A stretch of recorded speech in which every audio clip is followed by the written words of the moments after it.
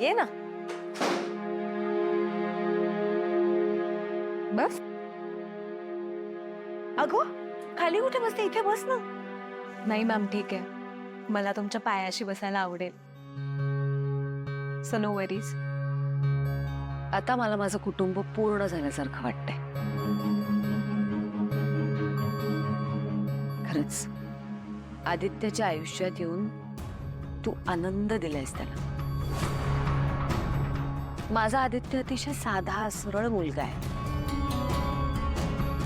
प्रामाणिक, खरा. त्याचं मन खूप खूप स्वच्छ आहे अगं. कायम त्याला साथ दे. आणि माझी खात्री आहे तू बिझनेस मध्ये नाही तर घरात सुद्धा स्वतःला प्रूव्ह करून दाखवशील. मॅम, तुम्ही काळजी नका करू. तुम्ही घराला आणि कंपनीला लावलेले शिस्त आणि संस्कार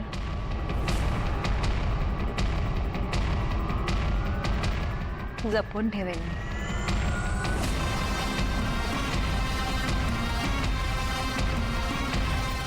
मॅडम, सावित्री आत्या, एक मिनिट. मी देते मॅडम कॉफी. बरं.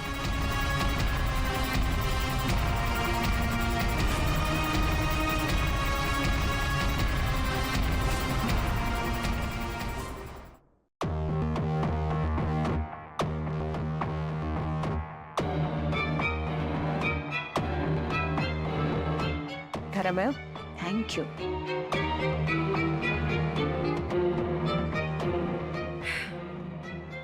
देवाने माझं ऐकलं असं म्हणायला पाहिजे. माझ्या दोन्ही सुना अगदी माझ्या मनासारख्या आहेत. पण प्रीतमच्या बाबतीत माझ्याकडून एक खूप मोठी चूक होता आहे. मी दिशाला त्याच्यासाठी निवडलं, पण ती माझ्याच घरची इतकी मोठी शत्रू आहे आणि तिलाच मी घरात घेऊन येते हे मला कळलं सुद्धा नाही. तिला आम्हाला लुबाडायचं होतं. मी विश्वास ठेवला त्या मुलीवर, पण छे, ती मुलगी विश्वास ठेवायच्या लायकीचीच नव्हती. ती काहीतरी विचित्रच होती अगं. गुन्हेगार प्रवृत्तीची, विकृत. आणि म्हणूनच आज ती तिच्या कर्माची फळं भोगतीये.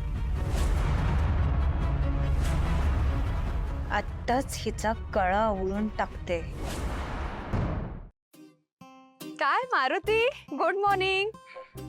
झाली का गाडी पुसून? आता झालीच आहे बघा. तुम्हाला काय बाहेर जायचंय का? नाही नाही, मला कुठेही जायचं नाहीये. पण मला सांग, तुला वाचता लिहिता येतं ना? मला सांग, कितवी शिकलायस रे तू? तसं बघा, मी जुना मॅट्रिक पास आहे. हो. हा, आणि मला लिहिता वाचता बी येतं. हा, चल मग आता पेपर वाच. त्याचं काय आहे ना, आज मला खूप कंटाळा आलाय पेपर वाचायचा. मला ना आज बातम्या ऐकायच्यात, त्यामुळे तू वाच, मी ऐकते. घे. मी हा, वाच ना, मी ऐकते. ते मी वाचते. मी मूर्ख आहे का? पेपर का वाचायला देते? पेपरात बातमी कुठे आहे? बातमी तर मी तयार केलीये.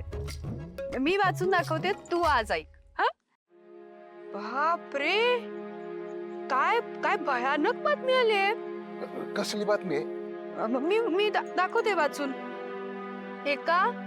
एका श्रीमंत मालकाच्या मुलीला त्यांच्याच ड्रायव्हरच्या मुलाने फूस लावून पळवून नेले.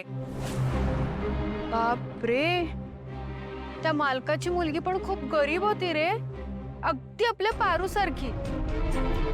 हो, पण ना त्या ड्रायव्हरचा मुलगा फार आगाऊ होता. त्याने तिला असं प्रेमाचं आमिष दाखवलं आणि फसवलं.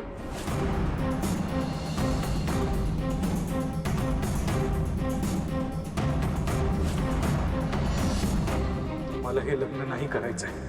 या पारूची लायकी नाही माझी बायको व्हायची.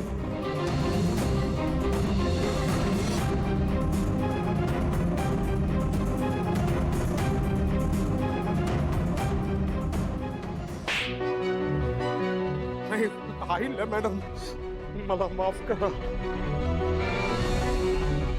बघू बरं तो पेपर इकडे बघू. बघू काय बघू? मी खोटं बोलतेय हा? अरे मारुती, किती काय काय घडत असतं आपल्या अवतीभोवती. म्हणजे फार फार वाईट वाटतं मला हे सगळं बघून. आता आपली पारूच बघ ना, ती पण अशीच आहे, साधी भोळी बिचारी. आई विना फोर वाढली रे, आणि बापापासून इतकी वर्ष दूर राहिली. हा, आता तू नको काळजी करू, इथे तिला फसवणार कोणीच नाहीये. तू निवांत राहा. लोक बोलत असतात काही बाई, म्हणजे माझ्याही कानावर आलं एक दोनदा की ही पारू ना, पारू सतत आदित्यच्या पुढे पुढे पुढे पुढे करत असते. पण पारूला माहिती हा की मालकांना असं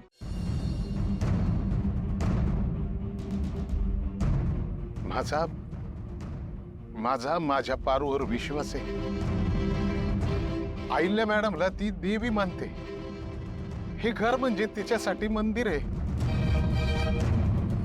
अहिल्या मॅडमला वाईट वाटेल असं माझी पारू कधीच वागणार नाही. मी म्हणाले असं नाही, मी तरी कुठे म्हणाले असं. मी तर हेच म्हणते की पारू कधीच अहिल्या वहिनीनं फसवणार नाही. पण मारुती, एक गोष्ट लक्षात येते का तुझ्या? पारू ना इतर नोकरांपेक्षा जरा वेगळी वागते. घरातल्या सगळ्यांबरोबर अगदी प्रेमाने वागते. त्यांच्या आवडीनिवडी बघून स्वयंपाक करते. आदित्यला